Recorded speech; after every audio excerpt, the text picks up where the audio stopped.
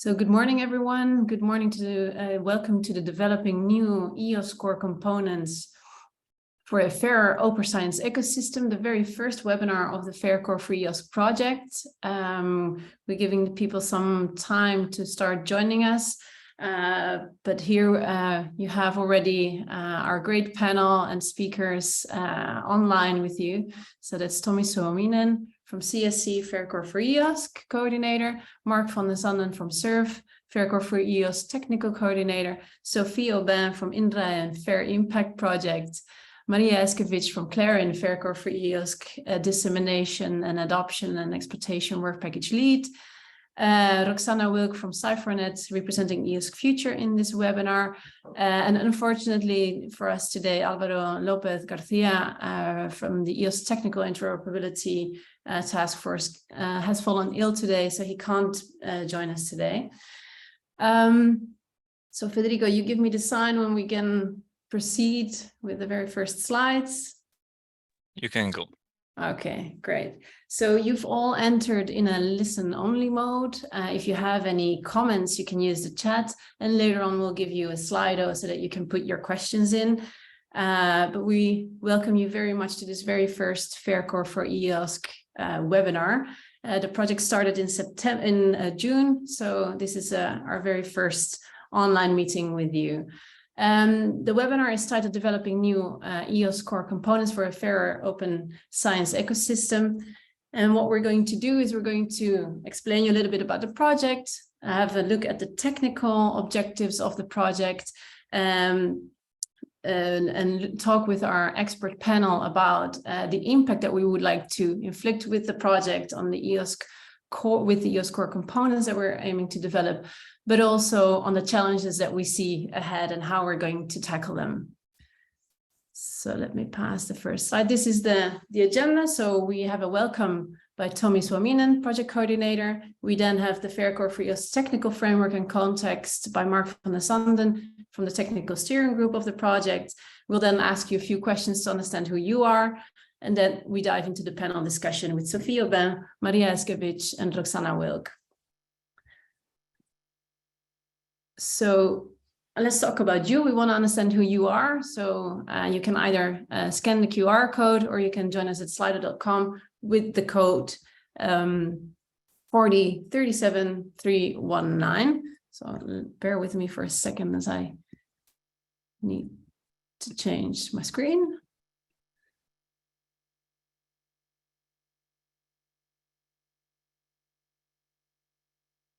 So again, here, you can either scan the QR code or you can join us at slido.com with the code that you see below. I would like you just to ask you a few questions. So which research community are you from? Which research community do you represent? You can just type in a few terms, then we get an understanding of who you are.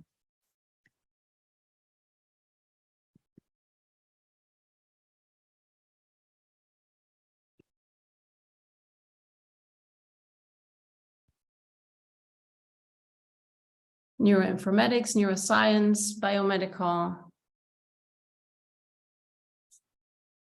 food systems, biomedical, okay. Biodiversity, nice.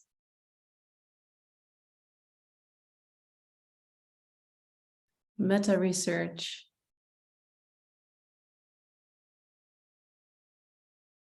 Food systems, energy, highly pathogen agents. Okay, thanks. Let's move on to the next question. Oh, biomedical research really is the main community here represented today.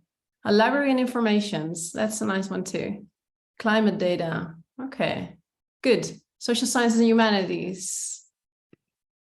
So next question. Already involved in EOSC, so we would really like to understand from which project you are, task force, or any other initiatives which are within the very broad EOSC ecosystem. EOSC Future, okay, great. EOSC Pilot.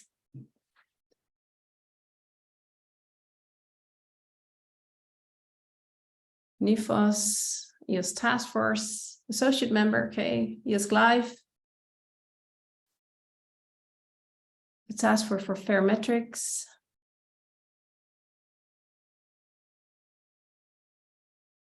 Skills for EOSC. NIFOS is represented quite a bit, as well as EOSC Future. It's a huge project, so many of us will also be connected to this. Okay, Fair Impact, great. Fair Core for EOSC, great. Okay, let's move on to the next question. What are you looking for in Fair Core for EOSC? So this is, I mean, we're still at the start of the project, so let's see what you expect from us in the coming 36 months, a little bit less.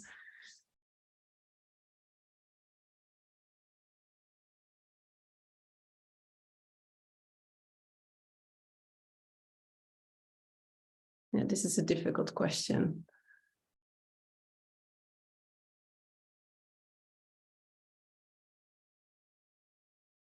What are you looking for? Information gathering? Don't know yet. Okay, that's a very fair one. Let's find out. Okay. How do you...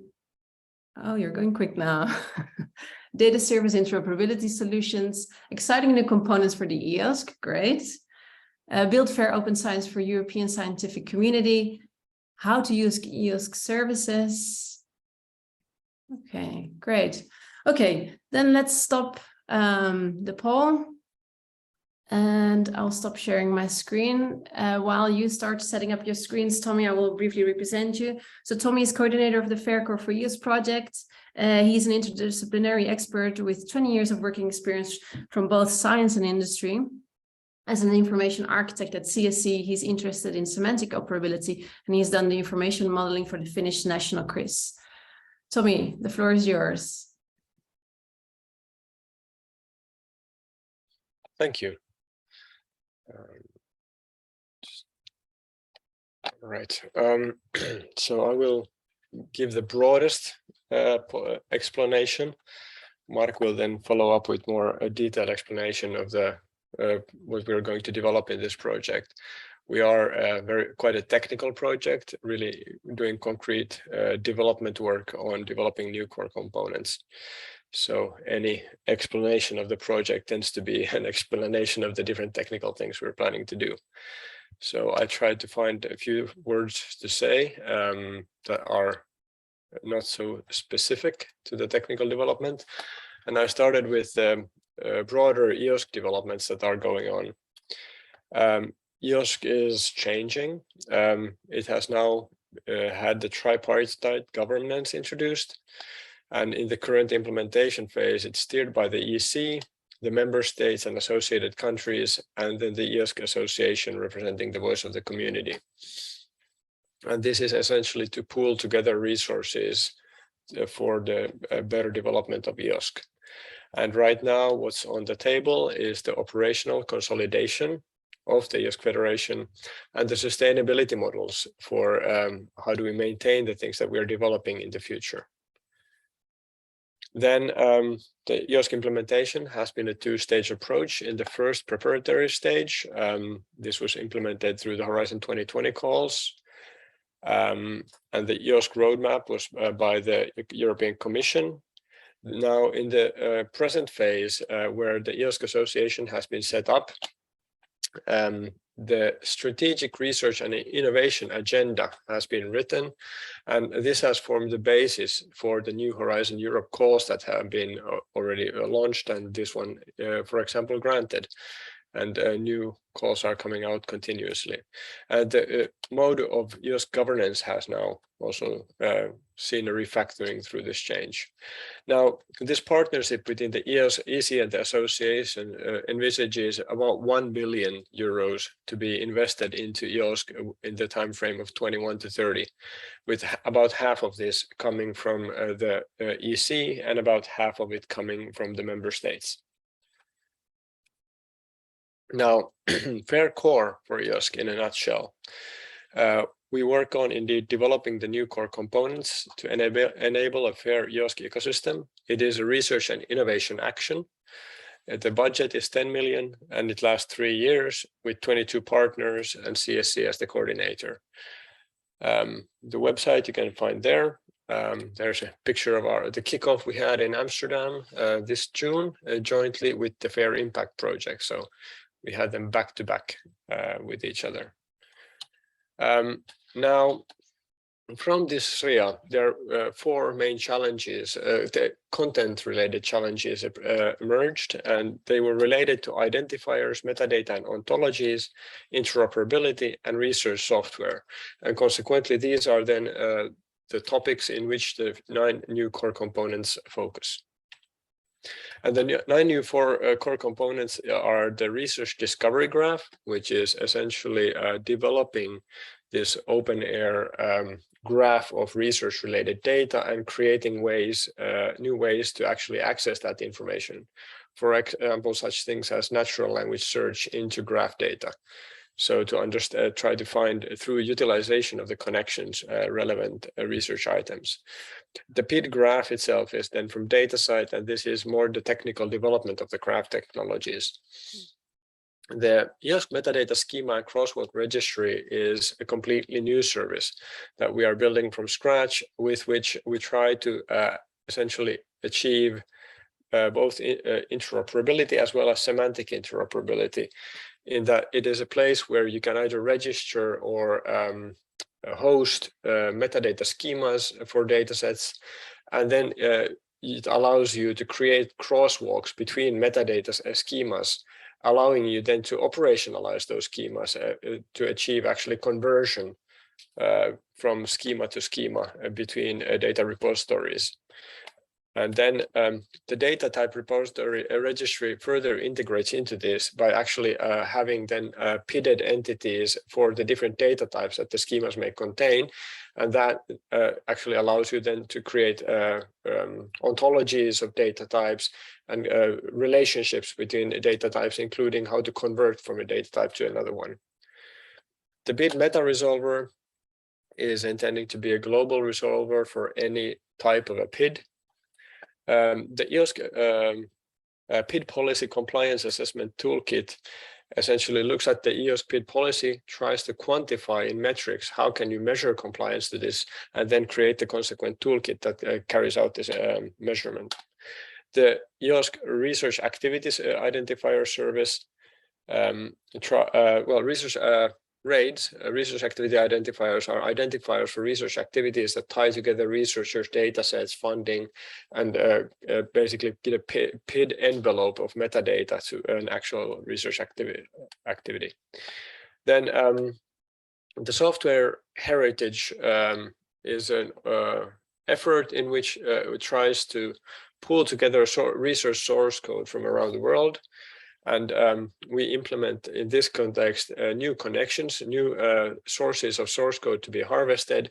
Software Heritage is also working on a software heritage PID, an identifier for source code, so that it also becomes another node in the research discovery graph in the research world that we can refer to with PIDs. Now, we have quite a lot of cooperation mechanisms planned.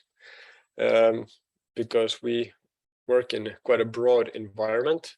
So we had now in the end of September a coordination meeting in Brussels with the Commission, the Association, and all of our fellow projects. So on the right side, you can see the Horizon Europe projects in black, and the gray ones are projects affiliated but funded from different sources. So this body is to be a collaboration mechanism that is next time foreseen to meet in the symposium that's upcoming. And with this, we try to kind of synchronize our efforts between the different initiatives. Then FairCore for EOSC is also quite active in the EOSC task forces. So we have representation in quite a few of them. I highlighted some of the topically most relevant ones here. And we also chair some of these task forces. So we can also utilize these to engage experts on specific topics that may help us give feedback on the work that we do here. Additionally, we have systematic and bi-weekly meetings with Fair Impact. And Mark will talk about this later, but we also have the technical bridging team.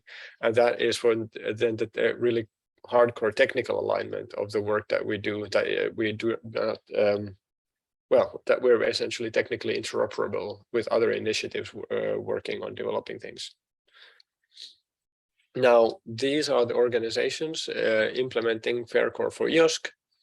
So this is us, but on the other hand, this is also us. So we are here with FAIRcore for EOSC in a family of projects. So we could create a nice effect of zooming out that first all of these organizations are one project, and then we are just a project among other projects, and then I suppose EOSC is also the data area, data space among other data spaces in the Commission. So we can probably zoom out quite far. But this is my general introduction, and I try to leave space for the more technical description by Mark. Thank you. Thanks, Tommi. That was very interesting. It was I like that slide actually, to understand in how we connect to the further EOSC ecosystem. Thanks.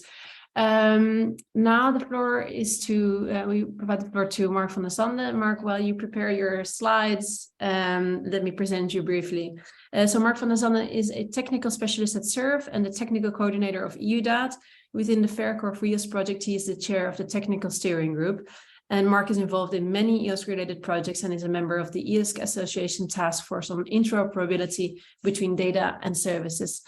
Thank you, Mark, for joining us today. The floor is yours.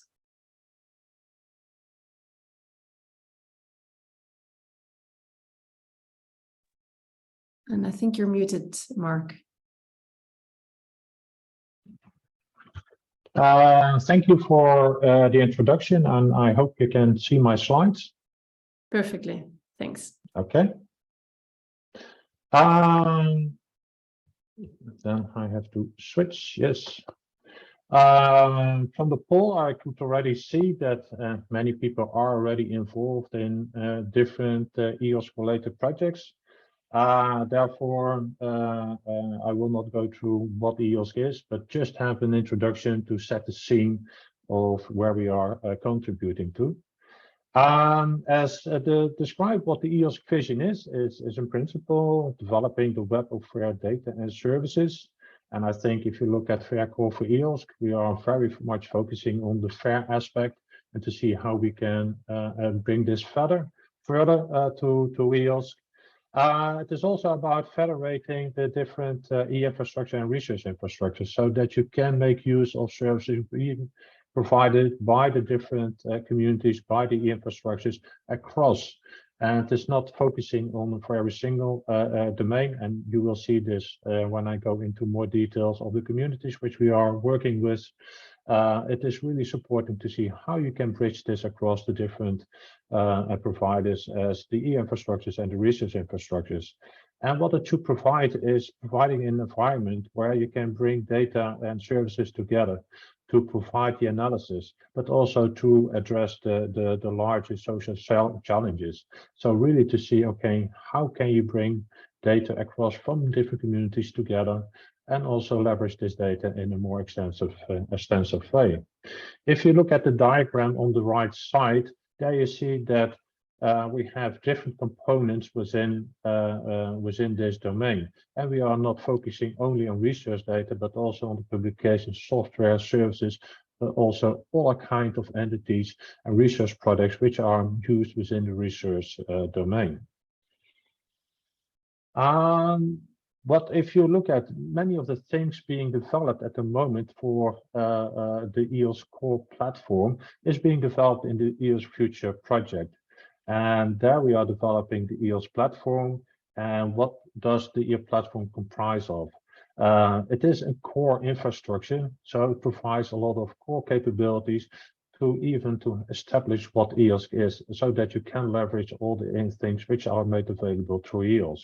It is a portal environment and a marketplace, and through the marketplace we make the services available. Also, we want to make the data available and discoverable so that you can find data from many different domains through EOSC.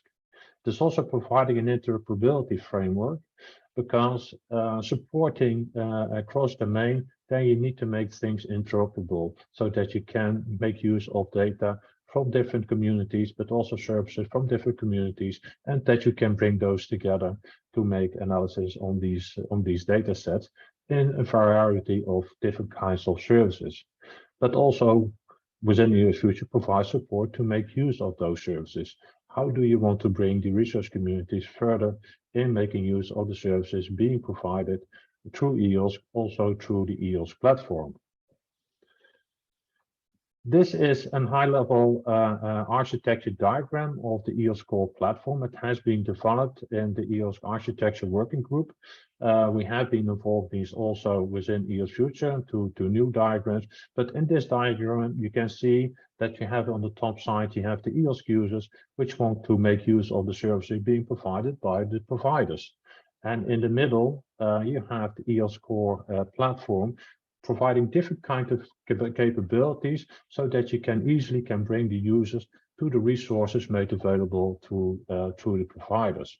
And different kinds of capabilities are that you have a marketplace so that you can discover the services, but also the data set that you can order those kinds of services and data sets where it is needed, but also for the providers that you can easily manage, for example, the supporting channel between the users and the providers, that you collect accounting information, that you monitor the services, but also supporting the ordering of those services, and of course also providing a help desk so that you can provide support to the users, to the right channels, to the providers. And in between, we have the interoperability framework, defining what are the best standards and best guidelines which you want to use and what you want to promote through EOS. So this is the basic set, what we are currently have been working at also in the Architecture Working Group as a diagram, but also in the EOS Future, we're also further developing those services. But within FAIRcore for EOS, we are extending these type of services with new capabilities supporting the FAIR aspects of making data and services available. This is already in description, which is also presented by Tommi. And there you see where we are focusing on the identifiers, metadata and ontology, the interoperability aspect, and also research software. These components are being developed. So it is really that we are developing the services. It is not that we are developing just software. No, we are bringing those services to real actual services which you can use, which are offered to the broader community, that they can make use of those services. I will not go through all the details because already Tommi introduced many of those details, but it is really to see where we can adapt those services. Therefore, I go to the next slide, where you can see these components being part of the EOS-Core platform itself. And most of the services are being offered towards the research communities, but also we want to make use that the different service providers are already adapting those kind of components within the stack of services so that you also can improve their capabilities being provided. If you look at the diagram, where we're also collecting a lot of information, for example, through the metadata schemas registry or the data type registry, but also, for example, through software heritage, where a lot of data is made available, software is being archived, but also the identifiers are made available, and information, for example, as you look at the research activity identifier, which is something similar as an ORCID, but then focusing on research projects where you aggregate different kinds of information, collecting them on basis of a project, and then you can refer to this kind of information. All this information is being collected. A lot of persistent identifiers are being generated, for example, persistent identifiers for registering metadata schemas, crosswalks, but also, for example, the data types will get persistent identifiers. And all this information is then being collected within the resource catalog for EOS so that you can discover those things. But these are also made available through the resource discovery graph so that you can easily discover this information in different ways, but also integrate this within your own service and tools. And also because we use many PIDs, these will also be integrated within the PID graph so that you easily can link different kinds of information to each other. If you look at, for example, for the compliance framework, we are working at a very flexible model of developing a compliance framework. We are developing this from the PID point of view so that you can assess compliance of the PID policies being defined within EOSC, but it can be leveraged to define different kinds of compliance frameworks itself. For example, if you want to check compliances on FAIR or on the other kind of information, it can be integrated. But at the moment, we are focusing on this for the PID policy. If you look at the bottom side, you see the EOSC interoperability framework. Because we are developing many different core components, then we also need to define what are the guidelines, how you can leverage those components. What are the standards we are using to integrate those services, those components within your own infrastructure. And for this, we are also working with a number of communities to adapt those services within the infrastructures. I will show this in a few slides. We are starting at the moment. We started, as already mentioned, in June. So we are in the starting phase around month 5 of the project. And in the first phase of the project, we started with gathering the user requirements. And we are developing the technical specifications of the different services. And the different components are in different phases of development. Some are already existing, but as already mentioned by Tommi, some are really new, where we are starting from scratch. And therefore, we need to define, okay, what are the specs of the services? What are the requirements? And for this, we are talking to different communities to gather those requirements to see how they want to use those services within their infrastructures. So we are planning in the first phase to have a full set of technical specifications. That will be the initial set of technical specifications because the requirements gathering will take much longer. That will certainly take the first 2 years to collect all the kinds of requirements, but also that requirements can evolve over time. But the first start for developing the services will have the technical specifications defined by month 8. From there, we are developing the services, where we plan on month 18 a beta release of those services so that we also are able to test the services in the basic form and to work with the communities where we collaborate to see, okay, how does these adapt within their infrastructure, but also to get feedback if we are developing the services in the right way so that they are useful for their communities.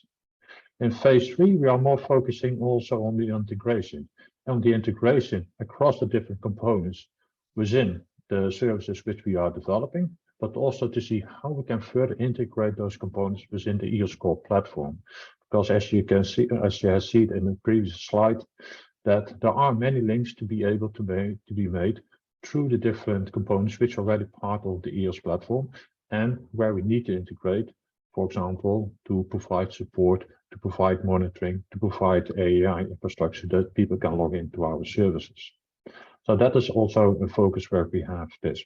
And if you look then at months in phase 4, there we are planning to have the full production release for making those services available to EOS to a broader community.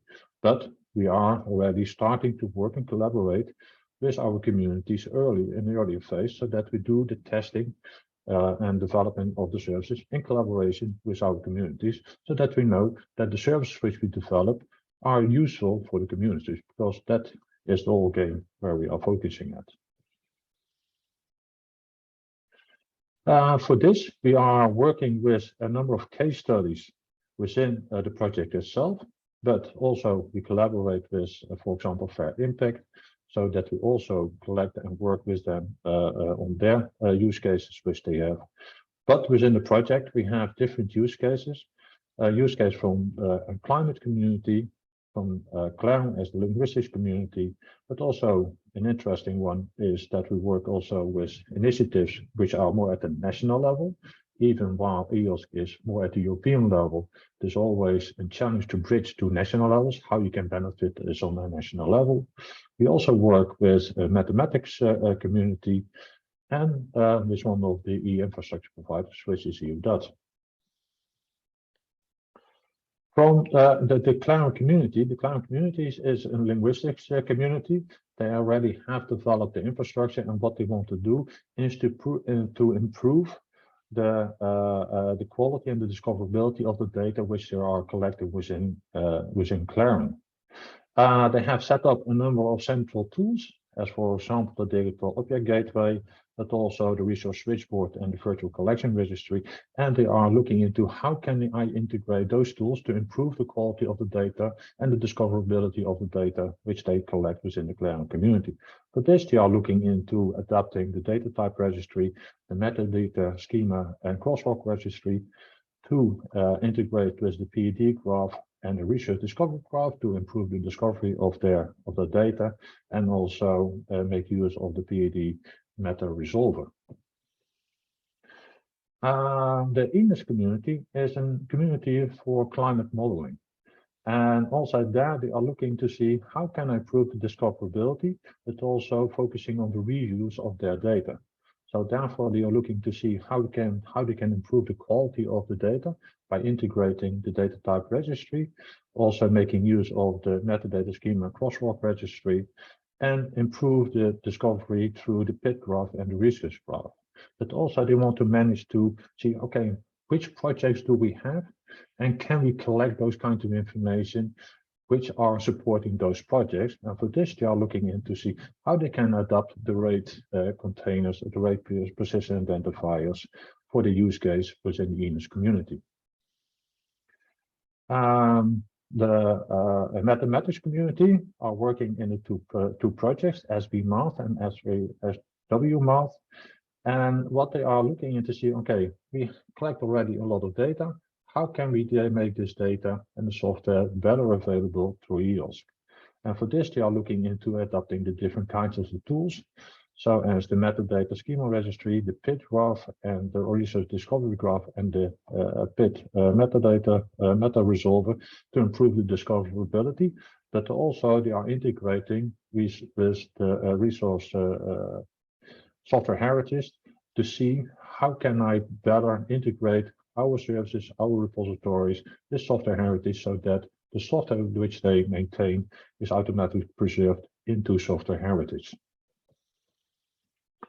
The national use case, where a representative from Finland, the Netherlands and Greece are participating to see, okay, how can we make use of the tools being provided at European level and integrate those tools within the national infrastructures, which they are currently also developing, so that they can improve the discoverability of the services and resources made available at the national level, make this available at the European level, but also if you're supporting your national users, how they can easily discover also the tools and the services and resources, data made available at the European level, so that you can integrate and link this kind of information sources to each other. Therefore, at the national level, in this use case, you are trying to adopt many of the tools being provided within this project. EUDAN is a European e-infrastructure focusing on data management, improving data management practices, and therefore EUDAN is already providing a number of tools. But I will go through in more details in the next slide. If you look at this, EUDAN is providing different kinds of tools, as for example, B2Find is a data discovery service, B2Share is a data repository service, B2Save as a service where you can implement different kinds of data management policies, and B2Handle as a service of PEDs. And if you look at this diagram, you can see there are many possibilities of making use of the new components being developed within FAIR-Core. For example, we are looking into how we can better integrate B2Find with the resource discovery graph, so that we can easily make the information which is available at the European level through the research discovery graph into B2Find, so that we can extend the information being provided. But also we want to improve, for example, in B2Share, so that we can integrate the discovery of the data being maintained within the data repository. But also we want to improve, for example, the quality of the metadata, which we describe within B2Share, so that we adapt the data type registry, that we register the metadata schemas, which we describe in B2Share into the metadata schema registry itself, but also the PEDs being provided make this available through the PID graph. And for example, if you then look at the beta handle service, this is a PED service, we need to be compliant to the PED policy of EOSC, so that we have to make use of the PED compliance framework to test if our PEDs are conforming to the compliance and the PED policy. We want to integrate also with the PED meta resolver, but also adapt, for example, the PED kernel information type profiles, which are being developed also within Faircore EOSC into our beta handle service. So as you can see, there are many links to be made from our infrastructure as from EUDAT, with the different components being developed within Faircore for EOSC. Faircore for EOSC is not working on itself, because as already mentioned by Tommi, there are many different links to be created within the EOSC landscape. We are very much working with Fair Impact because that is more our sister project, while we are developing the components. The Fair Impact project is more the supporting activity to promote the services, but also promote FAIR, but also support communities in adopting those type of services and capabilities within the infrastructure. Therefore, we have already a close collaboration with Fair Impact, but because we're also developing core components, we have to very much work also with the EOSC Association, but also with EOSC Future, because there also the EOSC-Core platform is being developed, and we have to contribute within the EOSC-Core platform. But we are also working, as mentioned, also with the different task forces, because many of the topics which we address within our project are already also addressed within the task forces, but in a broader scope with different projects which already are ongoing. And I think this was the last slide. Thanks a lot, Mark. That was really interesting. I think it really gave us an overview of how Faircore for EOSC is going to contribute to the EOSC-Core and how our case studies will contribute to the requirements gathering for this, but also the further adoption. So now it is time for our expert panel. I'm just going to briefly show this slide so that everybody can see who have agreed to be on this panel. So I want to invite all our panelists to give a brief presentation of themselves, the project that they represent in this panel, and the connection to Faircore for EOSC. And Sophie Aubin, can I please pass the floor to you as our first panelist? Hey, thank you, Marieke. Hi, everyone. I am Sophie Aubin from the French National Research Institute for Agriculture, Food and Environment, where I coordinate a support service for scientific teams working with semantics. So I'm here today to represent the Fair Impact project. Thank you for inviting us. Fair Impact acts for the realization of Fair EOSC. The project supports the implementation of fair enabling practices, first across scientific communities, but also across research outputs, including data, publication, semantic artifacts, and software. And to ensure broad adoption, we work at European, national, and institutional levels. The activities of Fair Impact tackle with the PIDs, metadata and ontologies, fair metrics and certification, and interoperability. So you can see that we are quite close to the Faircore for EOSC topics. But the original contribution of Fair Impact is probably that we will not only work on technical aspects, but also on semantic, organizational, and legal interoperability. Actually, we think that it is crucial for the adoption and sustainability of the EOSC services that stakeholders share common agreements. As an example, let's take the PIDs. First, Fair Impact will ensure that PID service providers and the EOSC policy are aligned. Also to take user needs and community best practices into account for scientific communities are directly involved in the FAIR Impact project through integrated use cases. They will be associated to defining requirements for the technical developments, including those by FAIR-Core for EOSC, like the PID graph. And all along the project, FAIR Impact will support the adoption of EOSC-compliant PID solutions, for instance, with the publication of a practical guide and by running open calls. This organization also applies to other topics covered by FAIR Impact. And now, in terms of coordination, as Mark said, we have the technical bridging team that FAIR Impact co-chairs with the FAIR-Core for EOSC. This mechanism will facilitate the transfer of requirements and solutions between both projects. On our side, the co-chair is Wim Hugo from DANS.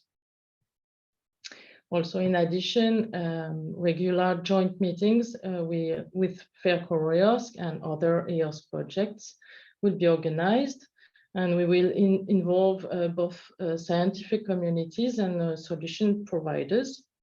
And the aim is to reduce redundancy and ensure that solutions are more widely promoted and sustainable, and that can be transferred to the relevant EOSC stakeholders. So, thank you. Thank you, Sophie. Maria, can I ask you next on stage? Yes, thank you, Marieke.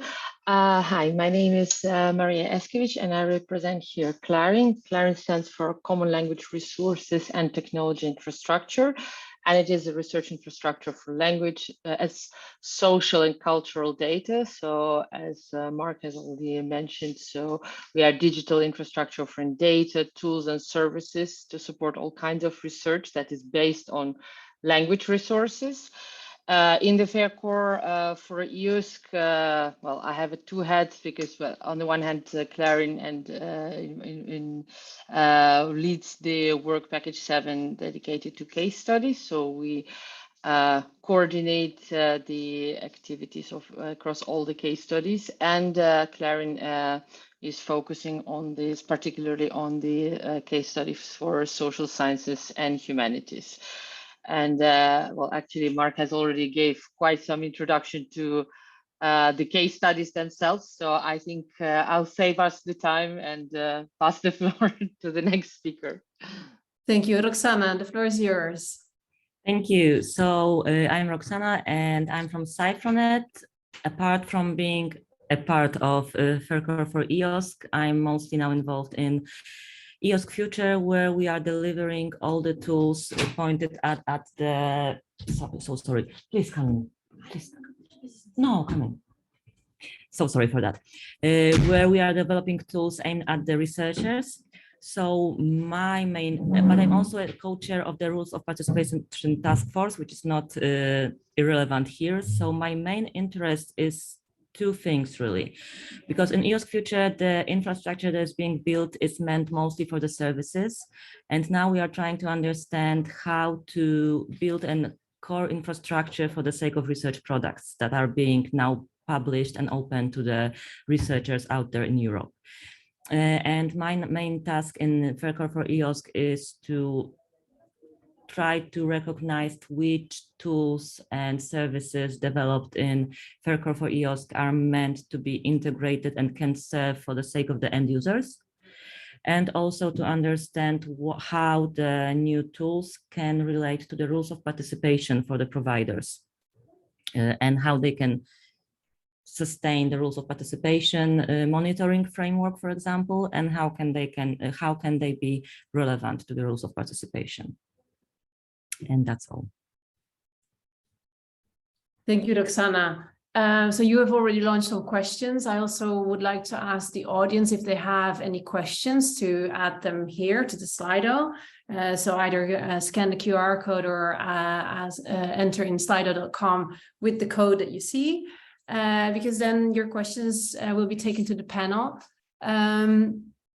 So Roxana, do you want to ask your last question to one of the panelists, or does one of the panelists want to take one of your questions? The most burning one you had? So regarding the panelists, really taking into account who do we have in the panelists and the ladies, which is great. What the most interest I would have in Maria as a representative of the use cases, because I would like to understand what might be the expectation from the end user perspective. By the end user, we know already that there might be different entities. And by different entities, I mean the single researcher or research group or even a research community. And what we are trying now mostly to understand is how do everyone, I believe, here imagine who might be the main, who might have most interest as EOSC, in EOSC, remembering that EOSC is a collaboration of big communities, big infrastructures that are already serving their end users. And so what kind of users do we envision might be the ones that EOSC is the right place for? And I think that would be my very elaborate question.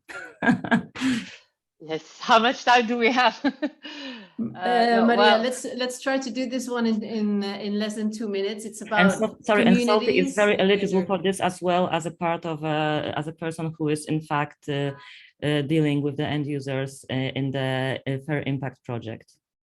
Thanks, Roxana. It's a very interesting question. Maria, do you want to have a go at it? Well, I mean, I would really say that, of course, for the end users, as the members of the communities, I think the most important thing that for them, just things have to be smooth and working. That's what the least they know, actually, the better our work is, because I think that's our goal. And as the service providers, so that's we are also kind of users as of those services that are going to be developed, so that we want to implement and we want to improve. So the representation of the our tools and capabilities of our tools and the interoperability of the tools with across each other within the community. And what we also see, one of the requests from our within the project also is that we want to go beyond one community. So it's we want to be sure that what is developed, say in one case study in mathematics, can be also accessible to climate change modeling and so on. So this is across communities users. Right. So Maria, if I might interrupt you for a second. So do I understand correctly that you, as a representative of Clarin ERIC, would you agree to the hypothesis that Clarin ERIC is one of the types of EOSC users, let's call it, and what you are seeking most interest of is to enhance the performance of your tools that you are giving to your community researchers, and that the researchers themselves not necessarily would be interested in using EOSC tools, for example, the user-facing ones, so the marketplace and everything around it, but instead you as a community would rather seek for the guidance regarding the interoperability, how to make things work easier for you, how to, with integration with the core services, for example, from FairCore, from EOSC, you can enhance the performance of what you are already having at hand. Is it true? Yes, because I think the users within the community, so within the social science and humanities, they would rather go to the services that they already know, and we want to make sure that those services are, state of the art. But through EOSC, we might have access to other stakeholders, and so other communities might discover our services, and that's the interest for us, so that we can get other stakeholders on board to offer the services to them.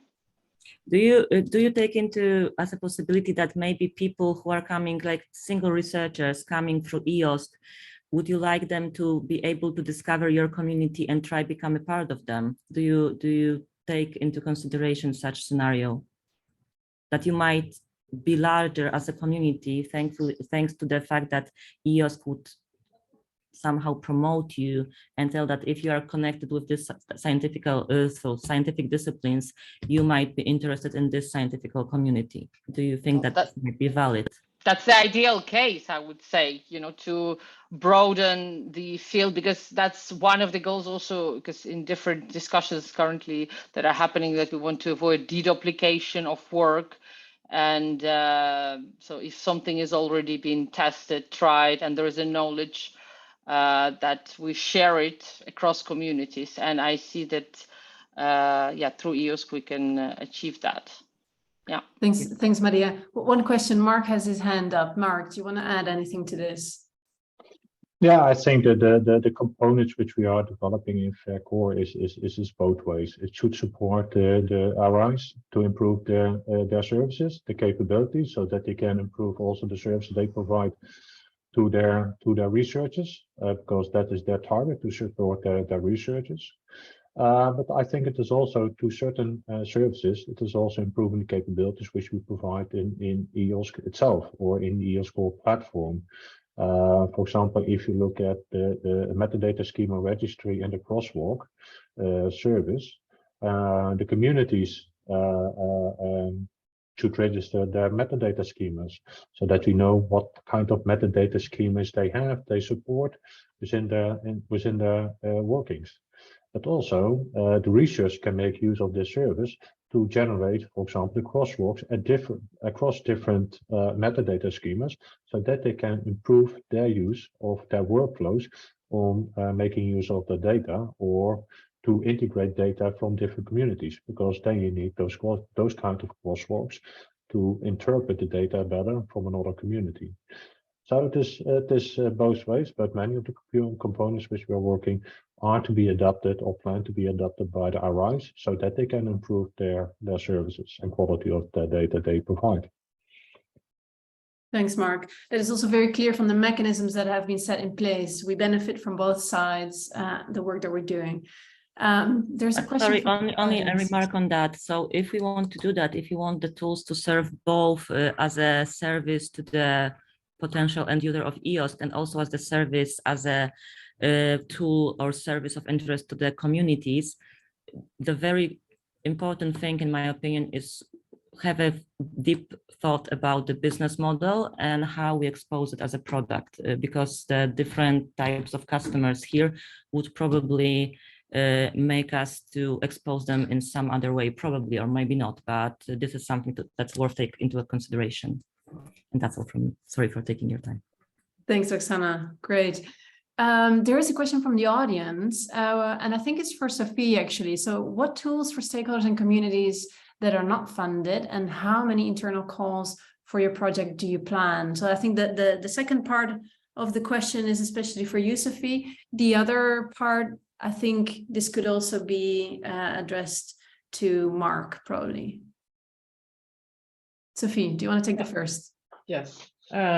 Yes, in fact, in Fair Impact, we will run 3 open calls. There are which aim is to translate viable solutions, guidelines, frameworks that have been developed in one domain, and then can be transferred to other domains, either as is or with some adaptation. And so the 3 open calls will provide financial and in-kind support to applicants, as well as a framework of resources to facilitate adoption and the implementation of these solutions. So these calls, the first call will be open in March, if I'm right, and applicants will be able to select some solutions from our catalog and get some time, some money, and some support to implement and showcase the the solutions that they will have adopted. So Sophie, this will go beyond, like, let's say the first part of the question. So this will go beyond the case studies that you already have in the project, correct? Yes, that's true. And they will complete our use cases. We really rely on these external use cases to test and approve the solutions that are proposed. And yes, that's the goal, really. Okay, thank you. Mark, I don't know if you want to add anything, but I also have one last question before we close. Oh, there is another question. Wait, Mark, do you want to add anything to this last discussion? Not really to add. For me, it is a little bit a question in itself, because I'm not sure if I understand the question correctly. What tools for stakeholder communities that are not funded? I'm not sure, because the developments which we do are funded through the FAIRCORE for EOSC project. So that is being funded. Also, the operations to provide those as services are funded. So I'm not sure to which other kind of tools is standing. Yeah, I interpreted it as it would be something that would expand the case studies that Fair Impact already works with. But if the person that has asked the question wants to elaborate, that would be great. If you can do that in the chat.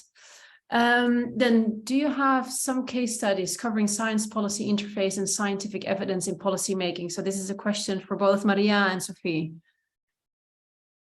Maria, do you want to take this one? Well, I typed in the chat because I think we have the same question appearing in the chat and in the Slido, because, well, one of the case studies is dedicated to this European integration of national level services. So that's the case study that will look into ways to how to display those international connections to research objects.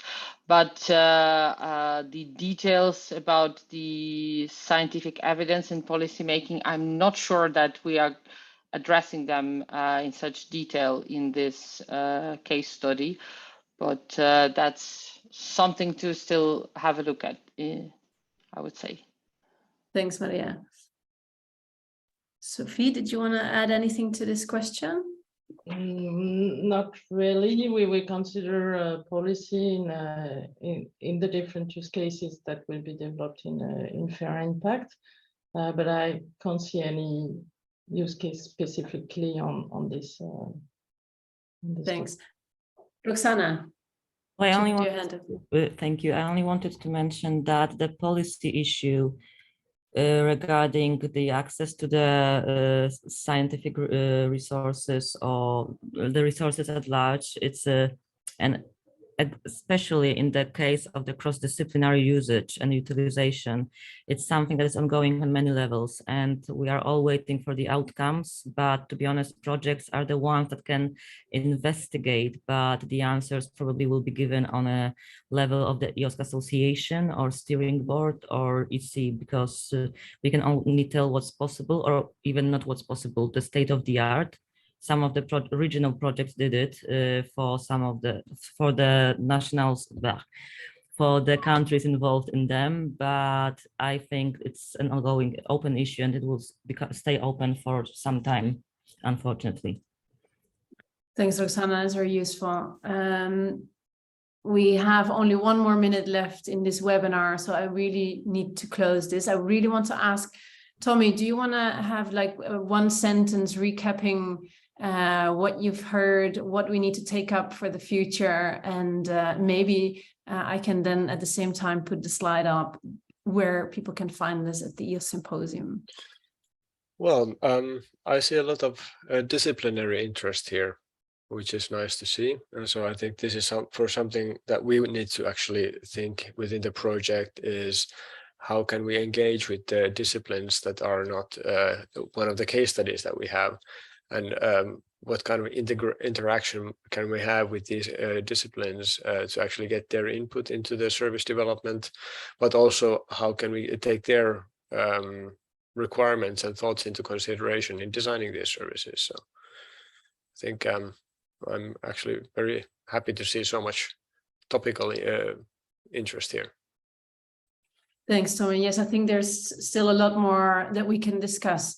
But this was a first getting to know each other webinar, and I'm sure we will have more in the future. But for now, the first time that everybody can meet us is in the EOS Symposium, where we are involved in 3 sessions. One that we're doing together with Fair Impact on semantic interoperability, and one that we're doing together with other use cases in EOSC, so use cases demonstrating the added value.